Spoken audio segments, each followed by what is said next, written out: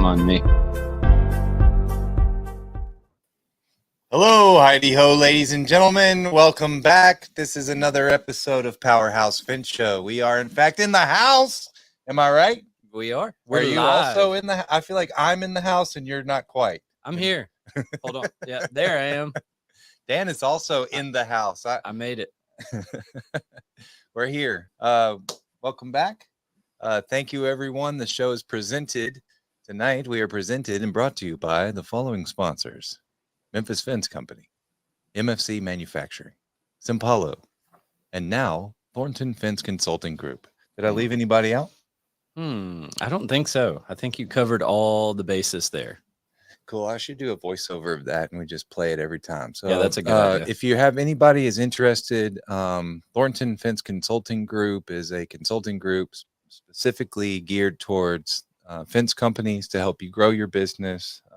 Like it suggests, it's a consulting efficiency and profitability. Efficiency, let's get and it done. Profitability. And all in all, Tony's a cool guy just to be around. Yeah, really. He's pretty cool. He's been around forever in the fence industry, so like he's pretty much seen it all, I think. But and so if you're interested in any of that, you can check that out at fenceconsultinggroup.com. And if you want to just jump ahead to the calendar, it's /calendar. I think it doesn't really matter. You could Google that and you'd get there just fine. That's right. Yeah, right, you'll find it. We are live this evening. If you want to call in, we got 901-878-4987. Please let us get into the show a little bit, but that number's going to be rolling across. You also can comment. If you comment and it pertains to what we're talking about or we like it, we'll engage you. If you stop by to say hi, we might just say hi real quick. And we might just stick it on the screen. So we don't talk about them all. Don't be offended. That's right. So I'm Jason Zach Burton. Oh, I don't think he wants to be on the show. So I'm Zach Shue. This is Dan Turbyville. I am the other host, and this is our host. So we haven't, we always thank the listeners and we do this thing of like, hey, let us know what you want us to talk about and all of that. But we haven't done this deal in a while where we talk about where all people have listened to our podcast. That's a good point. Have we expanded any in recent episodes? Yeah, I think so. I'm not really smart enough to figure out how to do this on like YouTube and Facebook and LinkedIn and all these other places, but I can do it for the podcast, like the downloads there. Cool. And so, of course, we're all throughout the lower 48 here in the U.S. We have some people in Alaska, Canada. We got quite a few people throughout Europe and several countries in Southern Africa and then Japan as well. So we have people all over the world tuning in. So that's pretty cool. That's cool. Slay. Yeah. Yeah, exactly. Being brought together by a trade that actually in itself separates people. Right. That is what we do. We divide. Or at least properties. Property. Not people. Right. Properties. All right. Have you heard the saying, a fence makes a good neighbor? Yeah. A good fence makes a good neighbor? I have heard that. I don't get it. I think everyone's heard that. That way, I guess your neighbor doesn't annoy you or something like that, but whatever. All right, Zach. So you've been listening to Toyota Way still. I've heard you kind of mention that a couple of times here in the past few days. And then you also had another one you were listening to as well, right? Yeah, I'm listening to this series called Ram Dass Here and Now, which is it's like 250 episodes of Ram Dass's life, who, if anybody knows who that is, just check it out yourself, I guess. You know, he's a spiritual teacher, a yogi, I guess you would call that. So it's an interesting journey that he went through to get to that place in his life. Yeah. It's cool. Yeah. So we talked a little bit last week about an episode of Founders that I'd listened to. Right. And so I've listened to another episode of that, and I started listening to Dan Carlin's Hardcore History. Not to be confused with George Carlin. That's right. Because I think that would be another kind of hardcore. Yeah. Right. Okay. I think you could make a Hardcore History episode about him, maybe. But no, so it's pretty interesting. This guy only makes like a few episodes a year, and the one that I'm listening to right now is like 6 hours long. So that's pretty crazy. Wow. Toyota Way is 14 hours long, right? I think 18. Yeah, it's super long. It's madness. So I'm still listening to it. Right. We will be listening to it next year. I don't know. By that time, it's time to start over. I know, because I've already forgotten the beginning.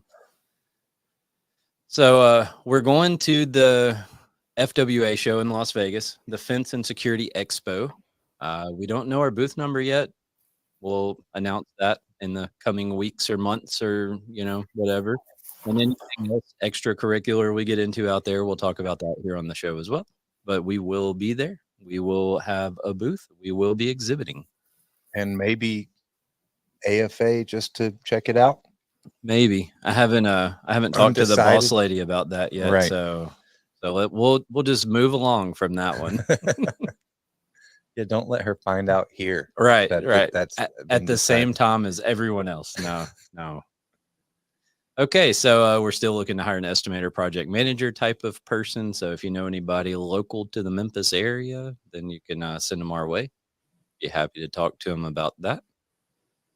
All right. So do we have anything else? We kind of breezed through that pretty quick. I think that's about the extent of it. Okay. All right. We got a new truck today. That's pretty exciting. What's cool. Exciting about it is that we had to order it in like June, and it finally was delivered at the dealership, I think yesterday or day before, or something like that. So that's pretty crazy. Nice, a 2025 F650. Yeah. So first we ordered a 2024 and placed that order, and then they went on strike and some law passed in California and like messed all of that up. So we had to order the truck again as a 2025. And here we are at the beginning of March, and we took delivery of our 2025 truck, which also doesn't make any sense to me.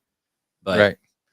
Well, I'd like to take the time to introduce our guest. All right. We have a very special guest tonight, and I think this also is we have another software related episode. Yeah, it's weird. And this relationship kind of came by way of the Tech Summit.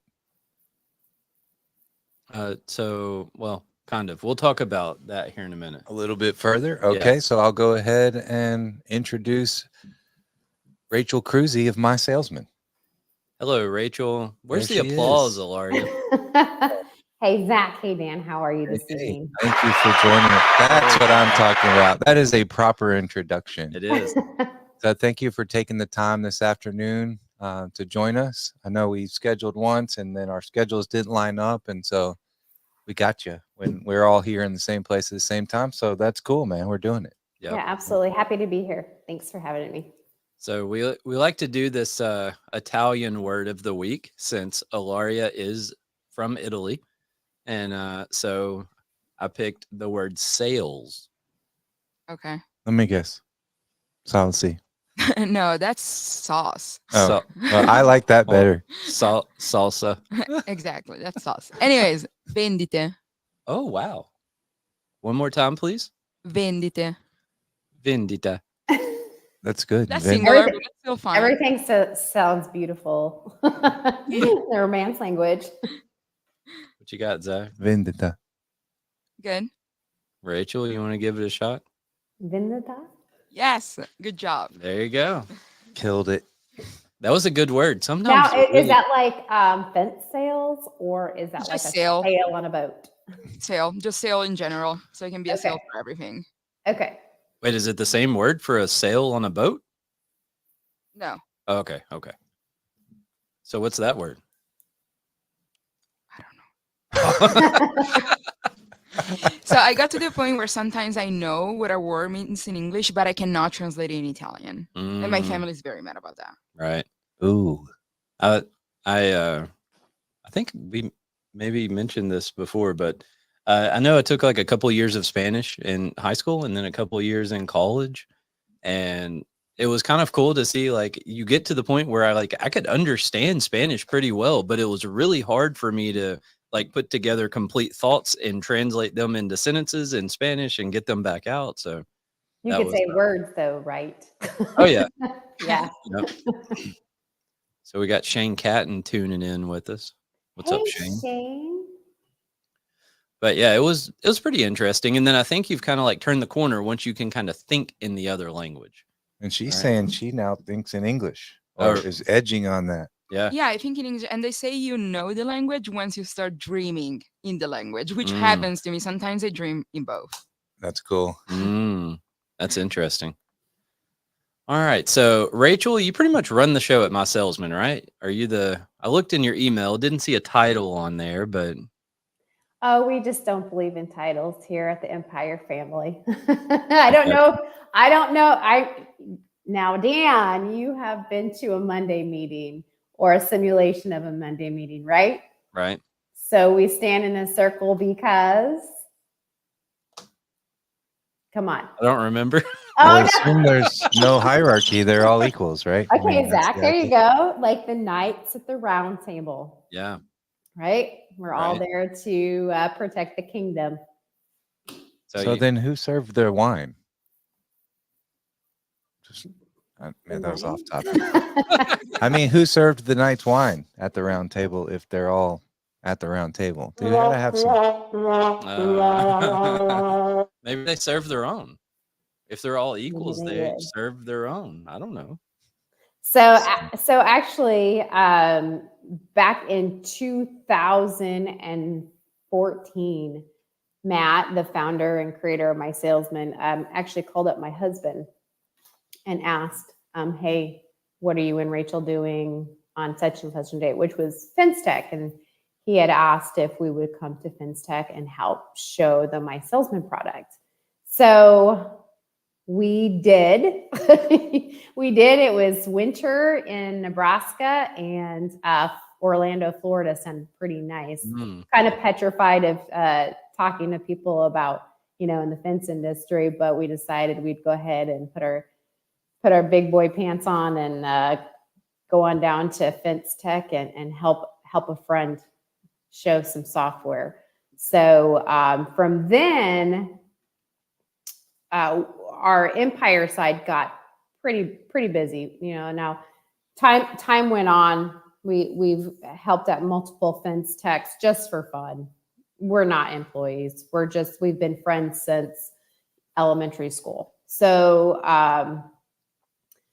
what happened is with the netting, Jamie, that's Matt's brother-in-law, Jamie Pavel, he was just getting, so busy and tired of going up in a lift to work on netting and then coming down because there was a My Salesman call. So he'd have to get in the truck, pull out his computer.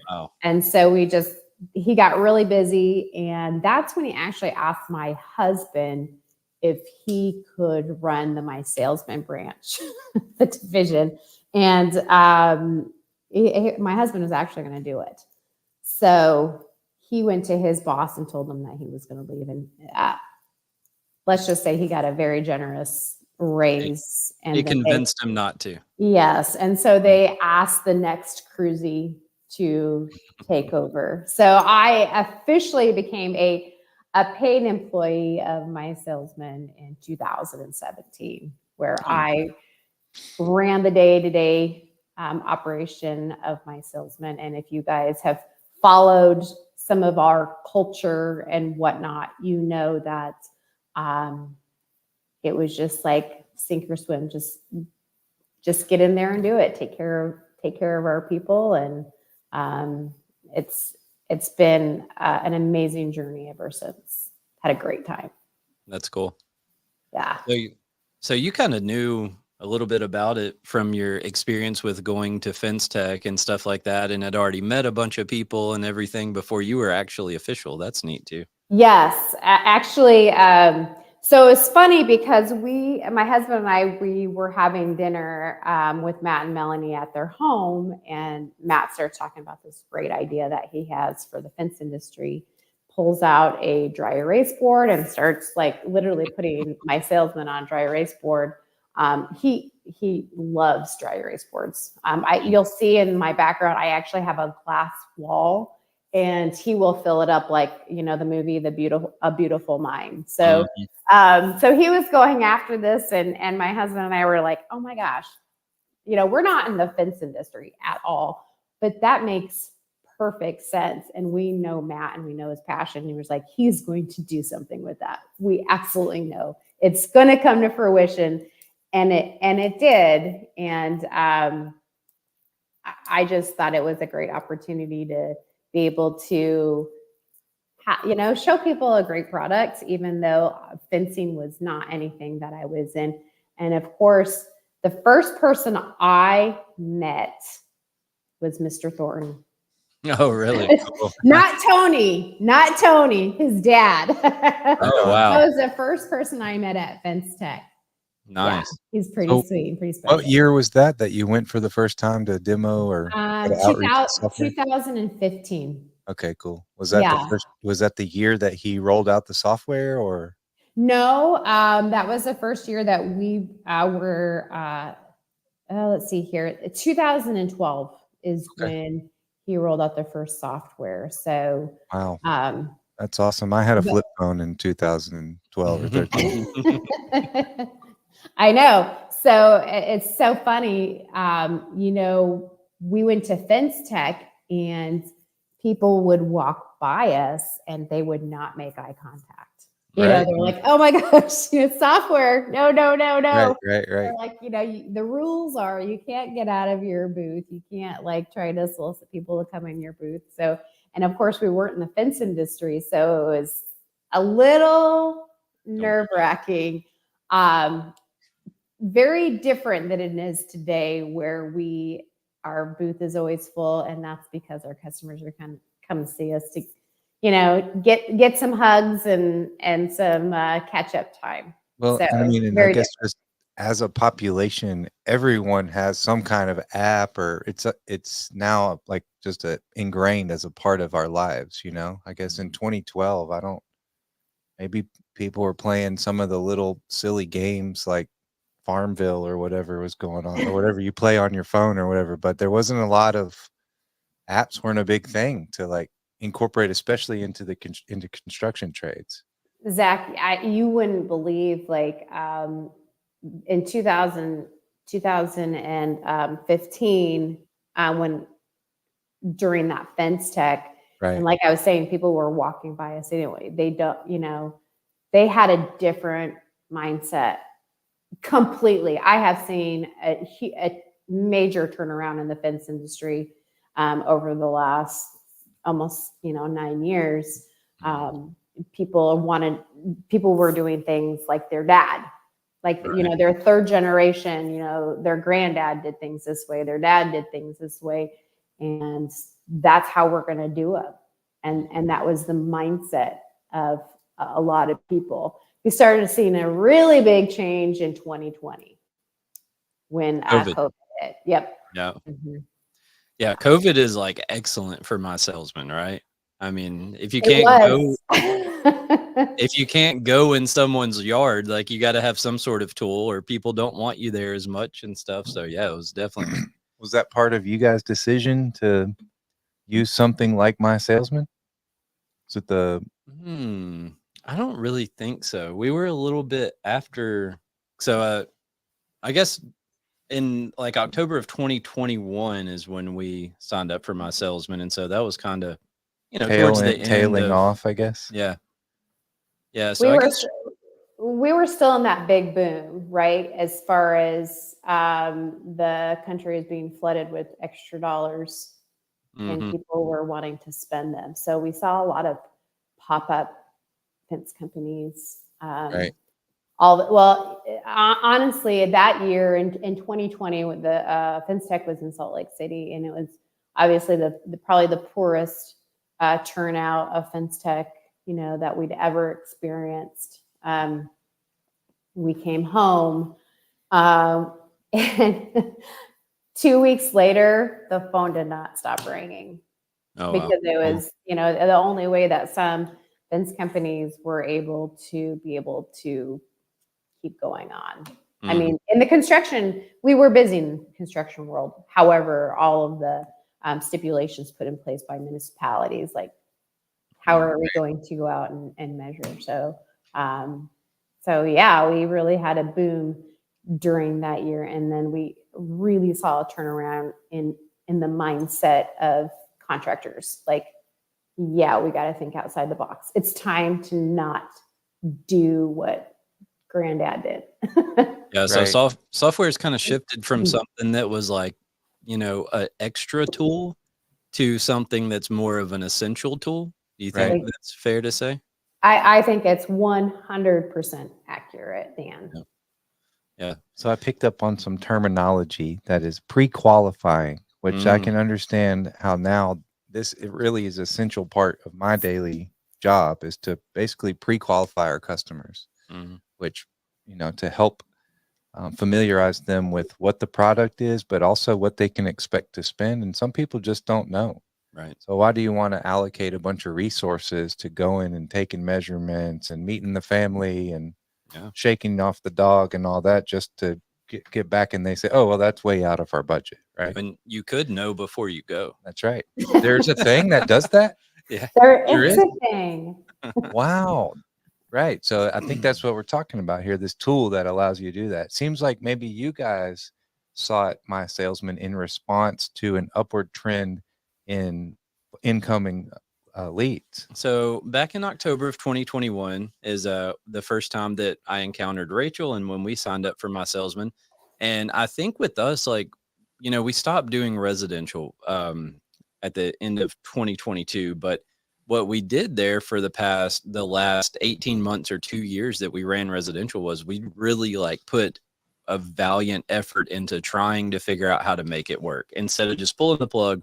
We're like, man, let's go through and let's make sure that we put everything we can into this and try to make it work. And so I'd heard about My Salesman probably through a podcast or, seen it on social media or something like that. And yeah, so we reached out, scheduled a demo, and then, got onboarded and trained and all of that and started running it back in around October, November of 2021. And so what was cool for us is there would be days where we would get like 40 or 45 residential calls a day.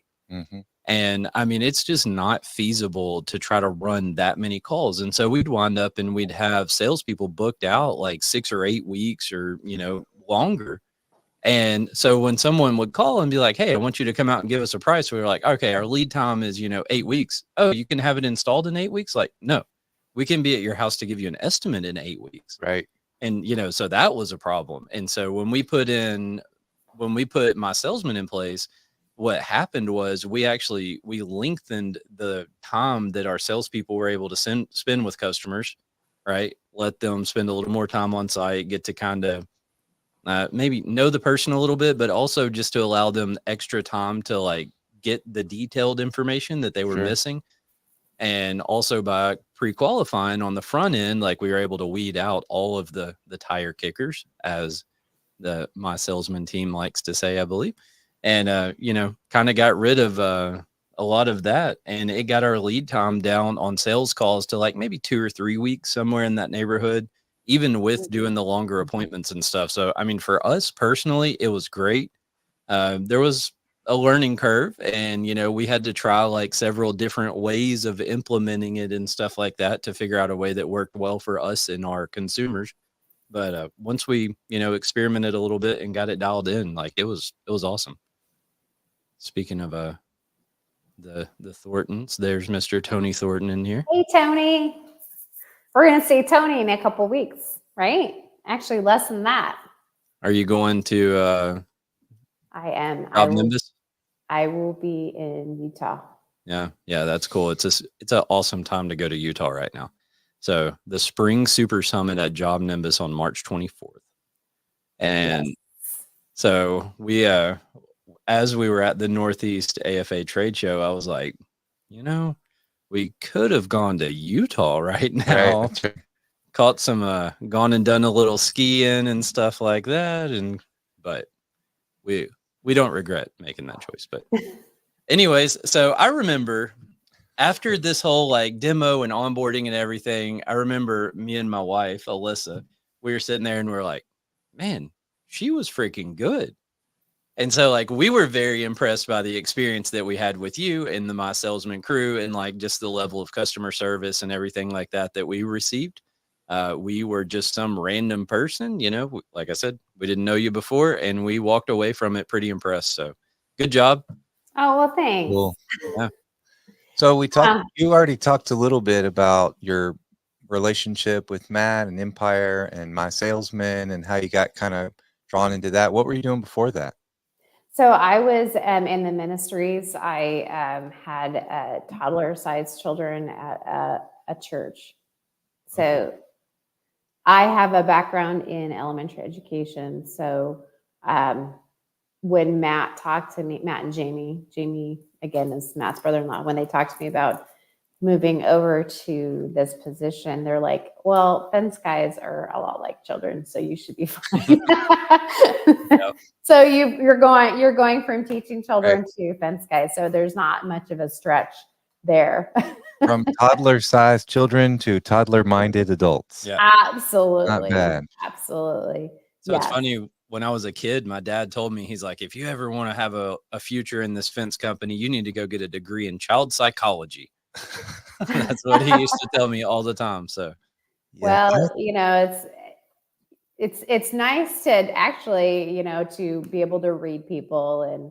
And something that sticks out that Matt told me back in the very beginning is, you know what, Rachel, if we don't sign up one more customer, I want you to take really, really good care of our customers. That is our main mission, is the people, which is the mission for all 5 of our companies. It's the business is just the vehicle to reach the people. So we always want to make sure that is the number one goal on our list, is take care of people. Yeah. Cool. I think that's one of my favorite things that I've gotten from the Toyota way so far, is that profit is not the number one thing on the list. In fact, it's the people, specifically the employees and their business model, are top of the list. So. Yeah, and profit is like on down the list for them, right? Right. Yeah. Yeah, that's pretty. I mean, it's cool. And that's really the way that like people should look at things, I think, is, we got to make money. We got to pay the light bill, but like we need to take care of people that are helping us do it, for sure. Well, I think that just follows, right? If you do it right and take care of your people, everything else is just going to fall into place, and you're going to have the right people on the right seat of the bus, moving you in the forward direction. Yeah, so in the efforts to afford a service, we can also be of service. That's pretty cool, man. Yeah. No, we love it. And we're always, we think My Salesman is a very affordable for companies. But what we also want to do is provide them with extra. We want to take extra good care of them, make sure all of their, questions, not even of the software. Hey, do you have any fence questions? Do you have any business questions? Like, we want to be there, be a resource for you. We do service contractors throughout the United States. So we know a lot of people. We have a fence company, so we know a lot of people. So it's nice that we can hook this person up with this person, because we know that, hey, they have a question about this product, or they have a question about this. We can make those connections for them, and just serve as a resource and not just a software. Yep. And so you're also doing those the Mondays with Matt now. We are doing Mondays with Matt. Yeah. So that's another value add. Matt is very passionate about business and leadership and culture. And that is how.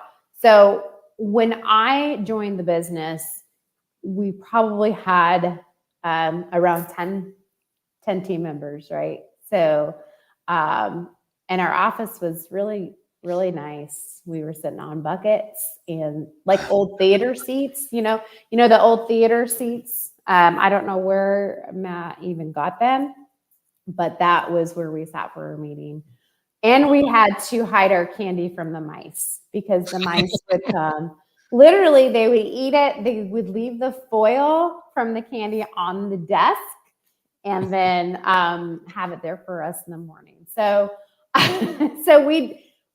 we did have meager beginnings, and even before that, it was in Matt's kitchen. Matt's kitchen was a storage shed to the building.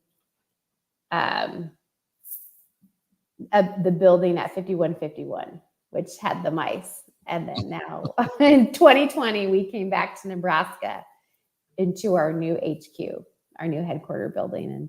And we actually grew so so much that we could never leave the yard that we were at.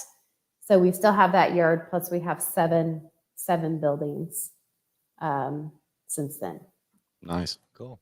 Let's talk a bit about the software. We've kind of talked about it, but why don't we get into kind of an overview in case someone who's listening would be interested in the software? Yeah, no, absolutely. Just like we were talking earlier, my salesman is a part of a process to help save time, eliminate tire kickers, make sure that you understand who your customer is prior to wasting time to go out on site to visit with that customer. And so know before you go, just like you guys said earlier, that is all we're doing. It's such a simple process. So let's just take, for instance, somebody's calling Empire Fence, wants a fence.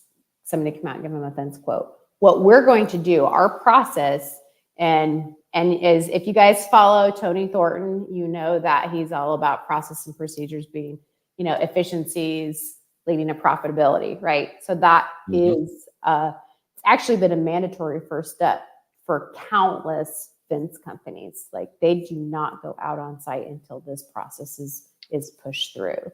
Right. So that was the case for us in the residential world. Was we would tell people, like, this is our process, this is what you have to do. And, every once in a blue moon, you'd get somebody that didn't like it. And so we'd basically just give them the option. Like, if you don't want to do that, you can pay us $150 or whatever. And, when you sign the contract, that'll be reduced or like applied as a credit. But I mean, we pretty much just made it mandatory for people. I have made a couple exceptions. I've experienced a couple of little old ladies that did not have email addresses. And I get with that. I understand that. So we went anyway. Absolutely. And you know what? There's nothing 100% in this world, right? Except death and taxes. There's always exceptions. Right. So, and something that I always, when I am training a new contractor how to use the program, I don't want them to talk to their potential customers like they're trying to put, and not that they would, but like they're trying to push that customer off on technology, right? We don't want to say, hey, just go to our website. We want our customers to understand that we're doing this process so we can help them and help us understand more about this project and be efficient all at the same time. Yep. So we're going to still take that intake call information like anybody would, but we're going to and again, it's all in the delivery. We're going to very gently say, Mrs. Jones, we can get somebody out there. But if you don't mind, go to our website, or I'm just going to send you a link. Fill out this information that we have online until you get to our thank you page.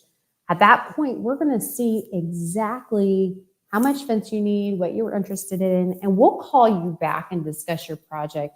And then at that time, we are going to be able to set up an on-site consultation to do some verification on those measurements. Yeah, see, we actually did it for them. We tried sending the link, and we'd get some people that would they'd go draw random lines out in the middle of the ocean some kind of way. And so every once in a while we'd see some crazy stuff like that, and we're like, okay, even if 80% of people get it right, let's just do it for them. And so when people would call, we would fill out the intake form, and then we would draw the lines and stuff like that for them while they were on the phone with us the first time. Yeah, so we do that too. And there's not one process with this that is 100%. So I'm going to say that my parents who are in their mid 70s, I'm going to actually give them the white glove treatment. And I can tell in their tone of voice, again, just like you were saying, Dan, you need to be able to read people. If that person feels like I'm getting the vibe that they're uncomfortable with technology, then we're absolutely 100% going to do it for them. Yeah. But we do want their submission to go through the My Salesman, because especially now, so we have our My Salesman 2.0. We have a lot of amazing data being captured on the back end, and you're really going to want to make sure every single customer goes through. Right. And we'll do that for those folks. Now, once in a while, we'll get that customer who says, nope, just send somebody out. I'm not going to do it. We actually, what we'll do is, we'll still go out there, but this is our process and procedure. So it's going to probably be next week. Right. We've got people in queue. This is how we keep people in queue and are efficient for not only those people who have already gone through the process and are waiting for their installation, but those people who are waiting for an estimate as well. So we probably know that is not our customer, because that's a problem with maybe not so much of the more established contractors, but some of those up and comers who are just getting into the business. They're chasing the leads, and they shouldn't be. They don't understand that they need to know their customer. Yep. Well, I mean, it's hard, if your phone only rings 3 times a week and like you need 2 jobs a week, then I mean, it's hard to tell people like, no, don't do it like that. Not everyone's your customer. They want every sale. So right. Cool. I want to run quickly through my experience using the software just to kind of tidy that up. So step 1 is I have a call, I get a new lead, I enter in the customer's information, name, address, phone number, email. I often, when we were doing it for customers, I would just enter in my email. And then based on the address that I put in, it's going to give me a satellite image of their house, at which point I can draw fence lines and add gates. I can also select from various products if I'm going to do a vinyl or a privacy or ornamental. We had a bunch of different versions. We had, multiple assemblies of iron fence and variations on that. I think we might have even had a farm fence option. Oh, there's a ton of different options on there. All that, and then what that does, it'll allow you to produce a quick budget. And like I said, what I would do is have it email it to me, and then I could kind of sort that out to prepare it in a way that was maybe more easily readable for the customer. Yeah. And then forward that on. And what that did for me was to help, again, really just acquaint the customer with what they could expect, because that's a hard thing to navigate for me, is sticker shock. It's a difficult process. I mean, everyone's got a little bit emotionally attached to that experience. And so, it's a good way to prevent that and also help arm them to know what they're getting into. So before we kind of move into the company facing side of the software. Right. And Zach, and as you explained it perfectly, with My Salesman 2.0, there's a couple more nuances in there. They actually the user has to indicate how they heard about the company. So, and that's all being recorded on the report section. So whether it was a Facebook ad or a mailer or whatnot, so you're actually going to be able to see your marketing efforts and see where those marketing dollars could be more properly spent. Does it currently allow you to also track whether that lead converted to a sale? It does. Okay, cool. Yeah, that's all My Salesman 2.0. So you are able to update the status of that submission. So that's cool. And then with the new reports, that you can actually do some filters and queries, so you can organize your data and information. And once you have it organized how you like, you can actually toggle over to our map feature, and all those submissions get pinpoint on the map, so you can see in the city where all your leads are coming from. Kind of concentration of the area you're servicing. Right. I could be looking at that map and thinking, wow, we are very busy in this area. We've got a hold on this area, but in this portion of the city, we need to do some strategic marketing, maybe, to be able to get some more leads coming from over here. I am just blown away, and I haven't even pinpoint the full capacity of what we can do with our new reports page. That's So cool. we have a marketing director for our companies, and I'm like, hey, I want you to go ahead and I want you to look at this data and what can we do? What amazing things can we do with this? Because the possibilities are endless.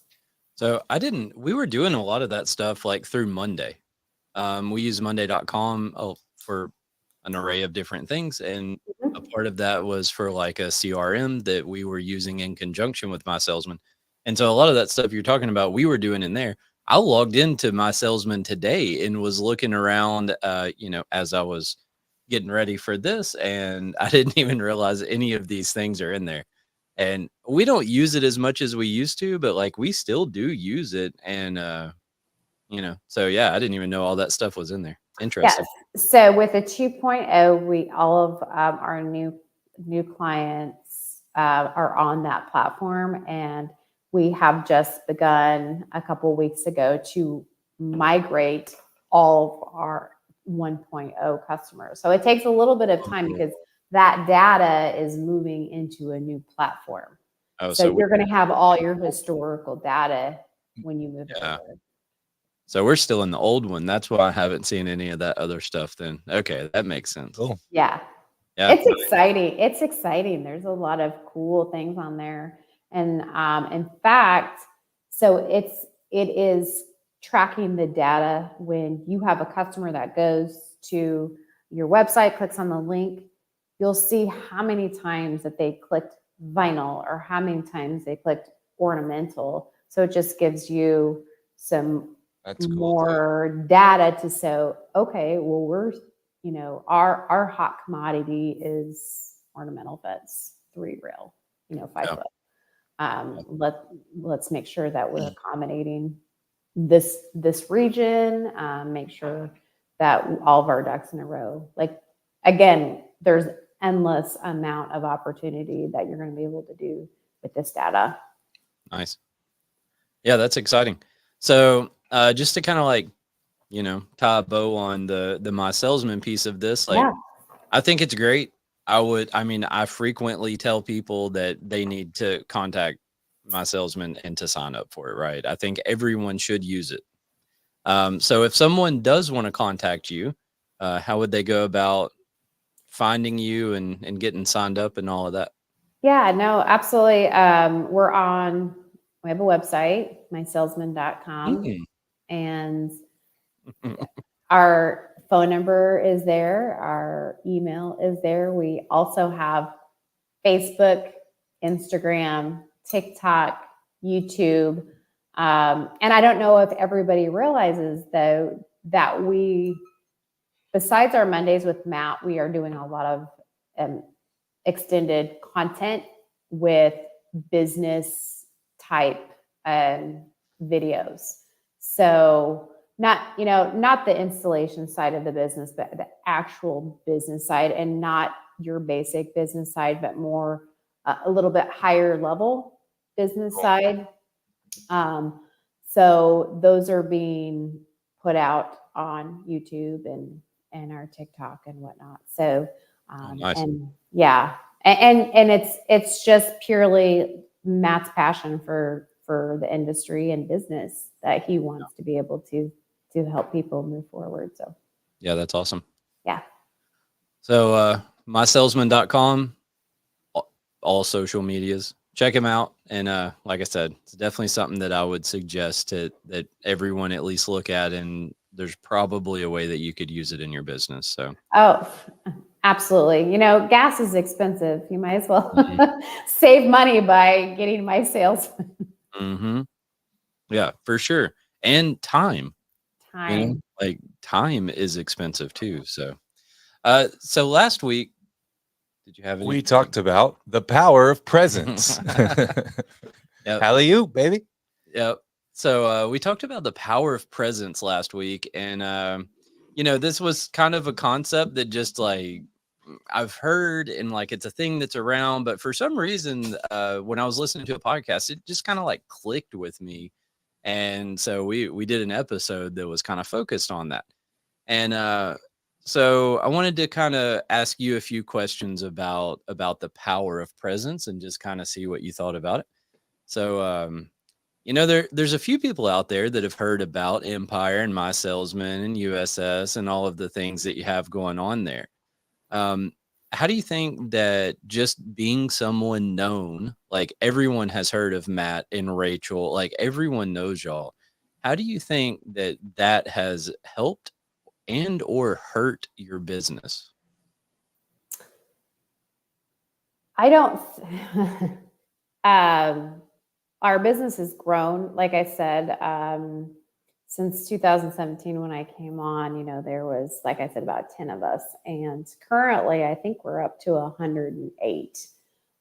Matt does think outside the box. He has an entrepreneurial mindset where he may not do things that other businesses have done, like hire friends and family, which is pretty much the cornerstone in our management, managers with the divisions and whatnot. So he does think outside the box, and he is a constant student of learning, constant student of culture and leadership. And we do things different. And again, the focus is on the people.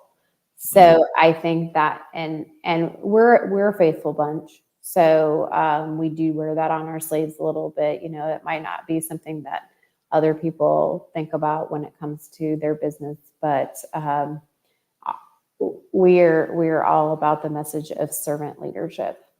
Right. And that has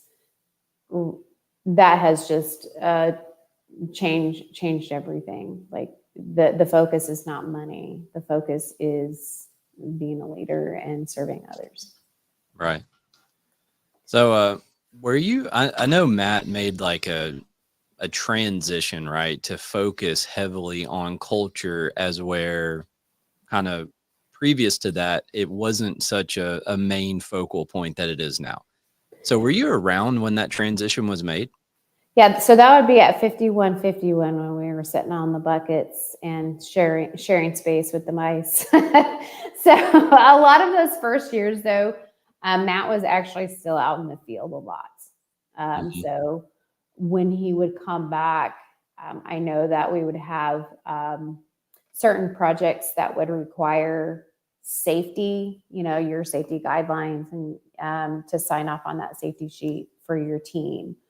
To be on that job site, like it was a requirement for that. So that's when we started doing the tool talks, like on the weekly basis. And then as that went, Matt is a very observant person. He reads people's body language, where their eyes go, and just really is also a student of seeing and understanding people. So he could tell that some of our young men probably did not have a role model in life, and such, they carried themselves like that.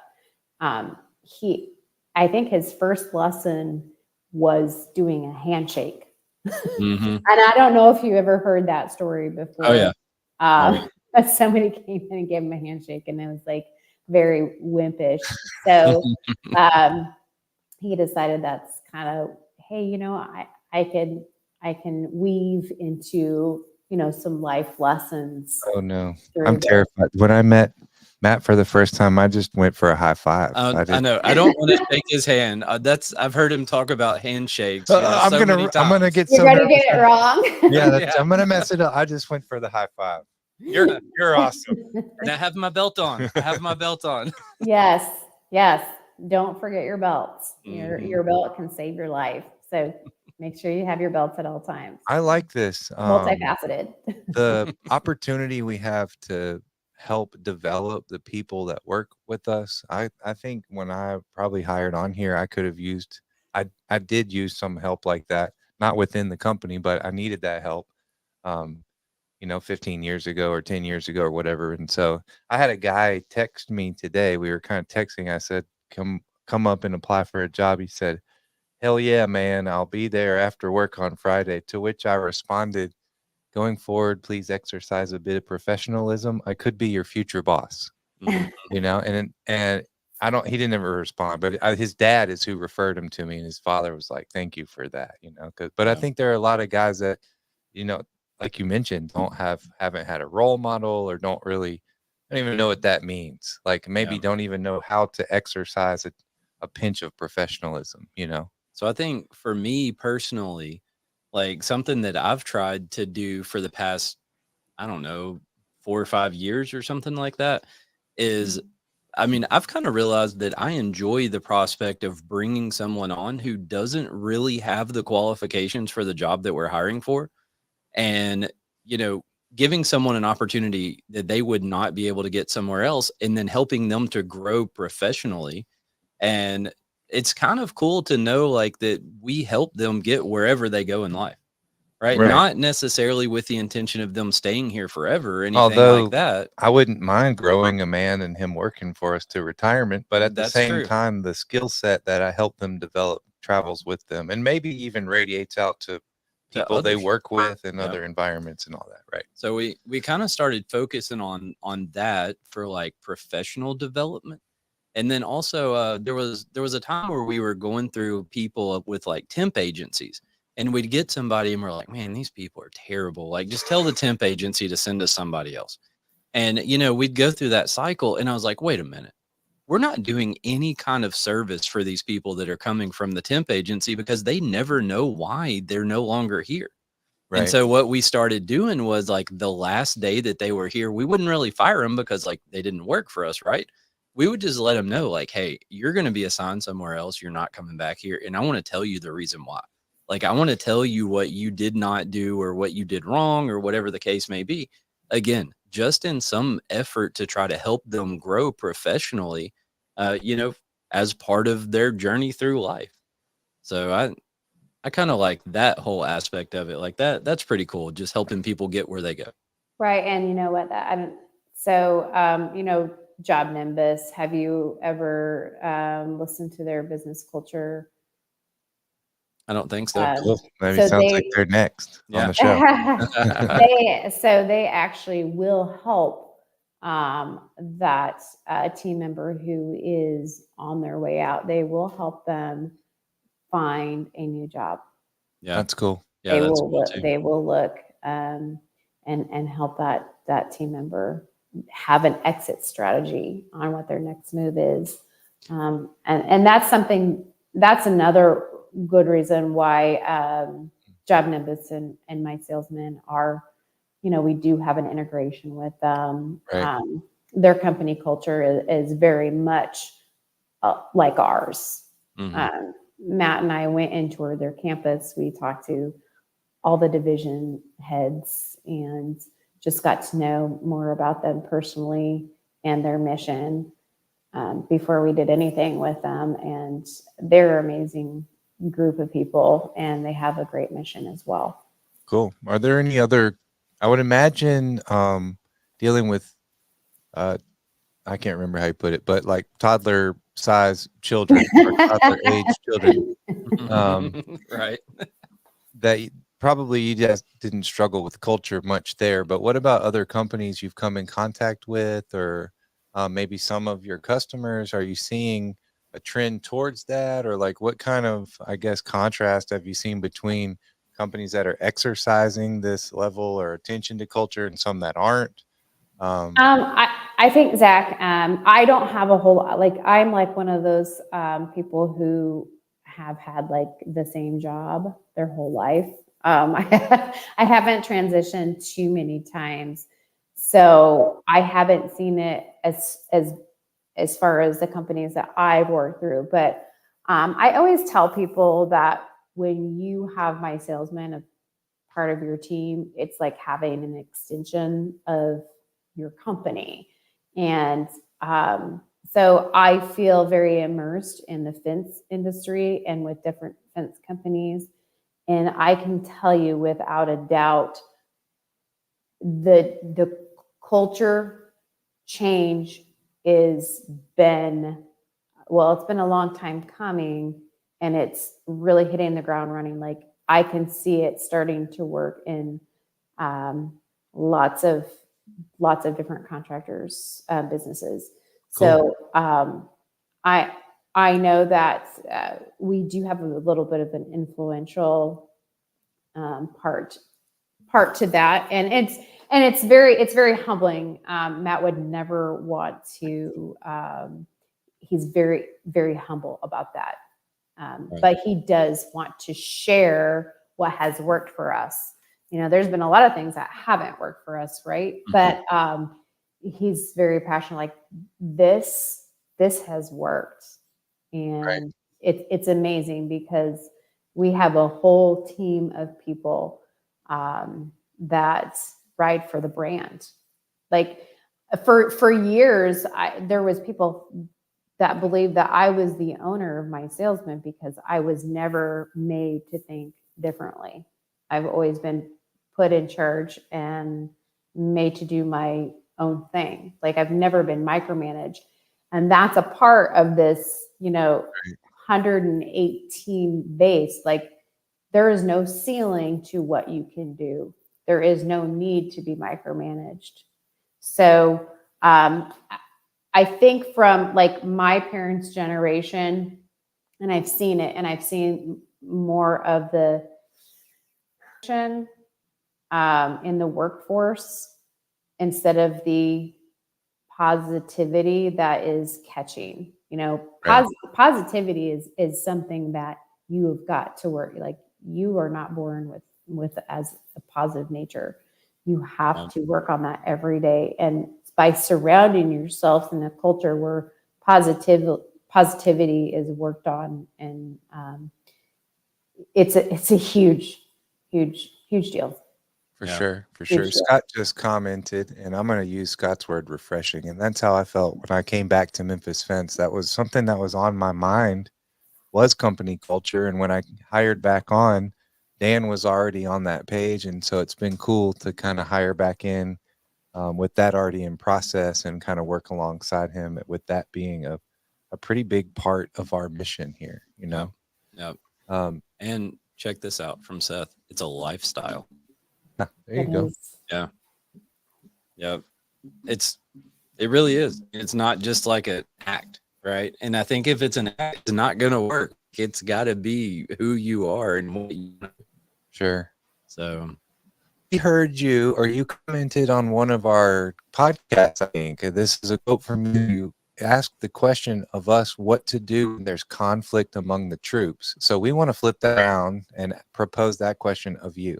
finally. Okay. Because we wanted your answer then. We're like, I think during that podcast, I basically was like, I don't know. I don't, is it? We fire them all. I don't know. I think that day I literally reprimanded a group of people for having smelled the odor of marijuana somewhere on the property. So I think I kind of talked about that a bit, where I don't typically stand up in our meetings. We sit down during our morning meetings in the iron shop, and I stood and I talked very loud and very stern with no profanity, of course, but I just laid it out and was like, this is completely unacceptable. And that was it. And everyone was just dead silent. So that was the episode with Cannon. Was it? Yeah. Turn the tables. So yeah, and again, over the last, almost decade that I've been here, different situation calls for different measures, right? For sure. Like Zach said, sometimes you just need to be stern and address the troops together. There is times and situations where that's a private conversation. And there are times and situations where you have to let your people police themselves, right? And take care of some inside issues themselves. For sure. And that's kind of how you can weed out those folks that are riding for the brand and really in tune and are on the bus. And those who are just, sometimes it's okay to have day workers. Sometimes it's okay to just somebody who wants to work, but you have that close knit group of your team that you text 811, and we're all fencers, so you know what that means. Just bring your shovel. We'll talk. We'll figure it out later. We'll ask questions later. Just 811. Bring your shovel. Right. So I think when there is, I've listened to some downright screaming arguments, but you're going to have arguments and yell at those folks that you love, right? It's the understanding part in it all. Like, Sure. Right. if I have a conflict with somebody, Matt will say, you need to go to them and you need to say this. And I'm going to say it's a profanity. So I'm not going to say it.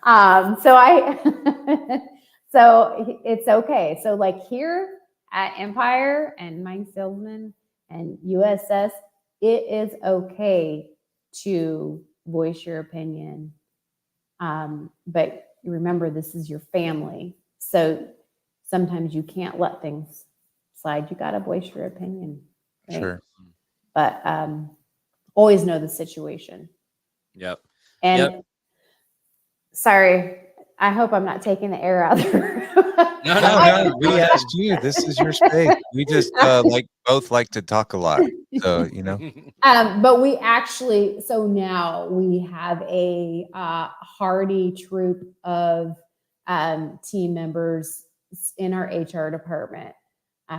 Luke is our vice president of all culture, and he's the one that gives out the hugs and makes sure that everybody is feeling good. So there's definitely reprimands, but there's a whole team that works with the positive edge of stuff for, we need to get to the real meat and potato of the issue. Sure. So you have a good cop and bad cops. And I'm a single parent these days is how I operate. So I'm mom and dad. Right. I think you mentioned I think about that same time when there was some aromas of marijuana. I think I attended one of your meetings in the iron shop with that issue as well. So it was I had a little backup. Yeah. Yeah. And so also something that I thought about when Rachel, you were talking there, was you remember not too long ago, we had a person who left and they said, I'm just going to get out of y'all's way. That's true. That's true. So it kind of has been our experience, I think, in recent months or year or whatever, that people have almost kind of just weeded themselves out. Right. So some people have kind of just weeded themselves out, like for whatever reason. So yeah, no, absolutely. When you have the majority of the team who has bought into that you're trying to accomplish something that is bigger than yourself. There's no me, there's no I, there's a team reaching for a common goal. Right. And, right. You're right. People do, like I was saying earlier, with the policing themselves. Right. Sometimes they do have to weed themselves out by having one of their peers,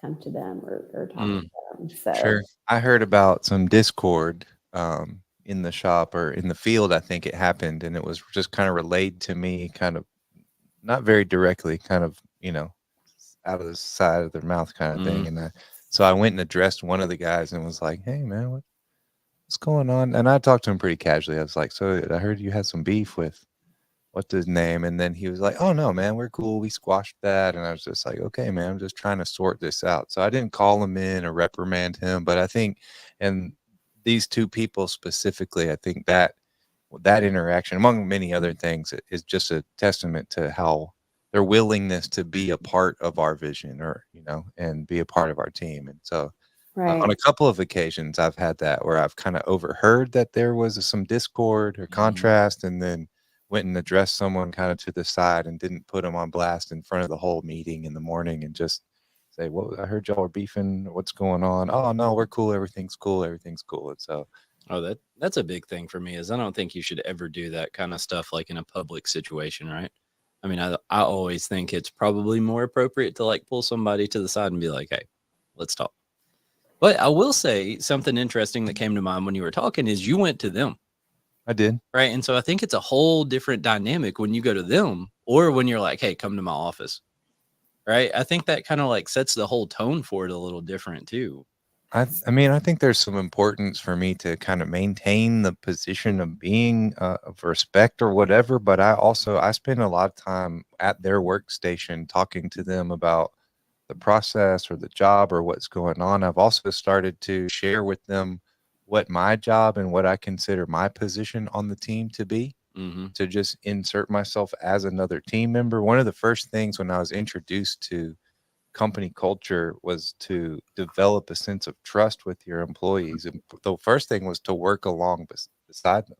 Mm, So when I'm asking them to work long hours, I should be working long hours. Or if we have a, kind of a fire alarm kind of day where all hands on deck, then I show up to that too, and actually physically work. Although I don't spend a lot of time in the shop or in the field these days, but occasionally I do, right, pick up a post hole digger or welder and put some stuff together or cut some right, material. right.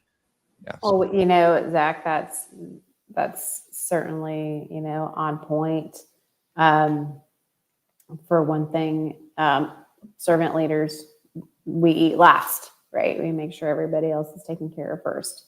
Um, and then another thing to your point about taking a team member aside is finding out the why. Like, why is this person so upset? So it's probably something not even job related. Right. It's maybe they're having problem with their spouse. Maybe Mhm. they're not being able to see their children. Maybe they have money problems. That's going to bleed out into their day-to-day lives at the office or in the field, and that's Yeah, going and to um, let's see if we can't find the core of the problem, and why this person is acting the way they are. yeah, yeah, and I think we experience that a lot. And I think no matter who you are, what you do, where you go, like your personal life kind of bleeds over into your work life some. And I mean, we all try to like draw that line, but sometimes it gets pretty hard. So, so I'm gonna just like be open and honest and straight up with everybody right now. And I'm going to tell y'all that this whole culture thing, it's really, there are times when it's a big struggle for me. Okay. And specifically when somebody makes some dumb decision and that leads to either like a job going wrong or like a truck or equipment or whatever getting torn up, material getting torn up. And man, it's always like, why did they just not care? Right. And then I sit there and I'm like, how am I supposed to love on these people and have all of this positive culture and like overcome this just blatant disregard for anything? And I mean, it's a struggle, right? That to me is the hardest part of all of it is when you do things for people and then you got somebody that turns around and does something like that. And I'm like, really? Like, come on, man. So Dan, it's funny that you say that. Zach was saying that he was kind of taking the bull by the horns and addressing the whole team sternly. So that actually happened at one of our Monday morning meetings where Matt actually chills down the spine, fire in his eyes, told people to leave. Right. Yeah. Like, Same scenario, Dan, that you were saying, like how, we take extremely good care of you. You're part of our family. We ask that you do a good job and we're going to take good care of you. Why do you have such disregard for me? And he called some personal people out. mm, Out of Right. a So group of that's not 80, he reciprocated. said, leave. Like, how scary is that? How many people could have like got up and walked away? all right. I know. And you need, but we were having people doing no calls, no shows. Yeah. And Matt is very, very dedicated to his team, and he's going to take excellent care. And he just, the same reasons, like, why do they not care enough to show up on the job site? You know, when we need to get this job done, like how can they not care about me like this? And that is when the crud hit the fan. And at that Monday meeting, he came down like a hammer on everybody. Yeah. But then he thinks this through. So it wasn't just, I'm going to get mad at the team. Sure. He had a series in his thought process where we're going to be hard on him this week, and we're going to start building on that. We're going to keep building, and I'm going to teach a lesson. These are all, it is very intentional. Everything is strategically done for a reason, for an end result, which is not like getting mad off, just to get mad, just to lose your temper, but it's to prove a point and to build the team up. And you know what? He did tell people were scared to leave. Like, who wouldn't be? I wouldn't go anywhere. Oh, I don't know how I would react. I would just be like, what? But he pointed somebody out, called them by name, and he said, leave. I know you don't want to be here. And he's like, and the young man is like, yeah, I do, and he's like, no, you don't. Leave.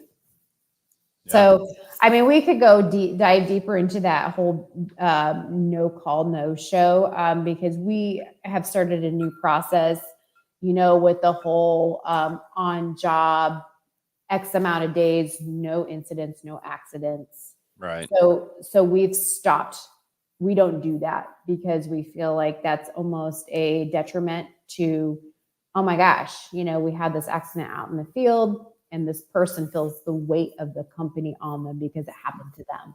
So the metric that we are using now is how many no call or how many days we can have everybody at work without any no call, no shows. Now, it's not to say that, oh my gosh, I've got bronchitis, I'm at death's door, I can't come in. Just call, and you're fine. Our days will keep going, but it's the no call, no shows that we're starting to track for metrics and showing that. Right. Cool. So you'll have like a board on the wall for no call, no shows? I don't know where it's listed at, but it's a counter. Yeah. 99 days without a no call, no show. Yeah. Instead of, having one person feel like it's this huge fail on their part because, they had some kind of incident. They broke the streak of accident free. Right. Yeah. Right. Yes. Like that's a detriment. It's not like they meant for that to happen, and it brings the whole team down. And they just feel like the weight of the world is on their shoulders. So yeah, for sure. I was thinking it might do well to observe that there's a lot of ways we could look at this. I thought of a bunch of different comparisons, parenting being one. I already used the parent example. But I think maybe the weather is one, or, you have to have a little storm and rain in order to have a rainbow. And I think our universe is like that. Everything we experience is like that. It's got to go both ways. That's right. It's not all lovey-dovey. That is not genuine. Right. So to expect that all I'm going to do is love on my team and never have to experience discipline, then that's just not a reasonable example. And so the idea that I'm going to extend all this love and then in return, all I should get is positivity and everything will just be rainbows from there on out. That is not an accurate representation of the world as we know it. Right. Speaking of lifestyle, so that's, my lifestyle includes the observation of both positive and negative experience. Right. So by the same token, I should expect that in this effort to grow and maintain a company culture. Right. Yeah. So it doesn't say, we can say positive company culture, but that is not an accurate description of what we're after. Right. Right. we could raise the culture, but it is a balance. So yeah, it's hard. That's all I'm saying is it's freaking hard. and I'm like, calm down, man. Calm down. We're doing good work here. We are doing good work. Don't give up. I think Zach got to experience me venting about that here, like a week ago or something like that. And I was like, what are we even doing? Well, you know what? We have a policy here is you can vent, but you have to vent up. Mm-hmm. You cannot vent down or across. You have to vent up. So I have no one to vent to then. How does that work? Once you get to the top, where do you go? Right. You're just stuck with it. Sorry. Therapy. Therapy. Yeah, journal. Yeah. You get a journal. Journal too, yeah. That's right. You have a journal. I'm gonna have to get a new keyboard every week over here. Just right. Well, I think we've probably used up enough time here. We did start a little late, but we've also gone a little long. So I appreciate obviously our guest, Rachel Kroese of My Salesman. Yeah, for sure. All the people for stopping by and leaving thumbs ups and howdies and hellos and for supporting this conversation and the podcast. All of the people listening, if you'd like to come on the show, come join us. Or a topic that you'd like us to discuss. We're open to that too. Not everyone's really looking to be on camera or on microphone. So if you got a topic you'd like to discuss or you want to, I would be open to someone writing an outline for the show and we just perform it. Oh, that would be fun. Like some stuff that we may or may not even know about, and we just get to follow their outline. Blind outline. Right. That would be fun. Maybe. Let's do that. Let's stumble through that. Well, Rachel, thank you so much. Absolutely. Thanks for being on the show and having a super charismatic presence. Yeah. Thank you, Rachel. I appreciate it. Absolutely. I'm happy to be here. And hey, and you know what? So it rained today. So I was going to have to do this from my car because my son, his baseball season started. So it worked out perfectly. Time, right? Takes a little rain to get a rainbow. Is that right? That's right. Thanks for having me, gentlemen. Cool. I appreciate Thanks it. again. Goodbye, Thank everybody. you for being here. Thanks, everyone. Bye-bye. Bye.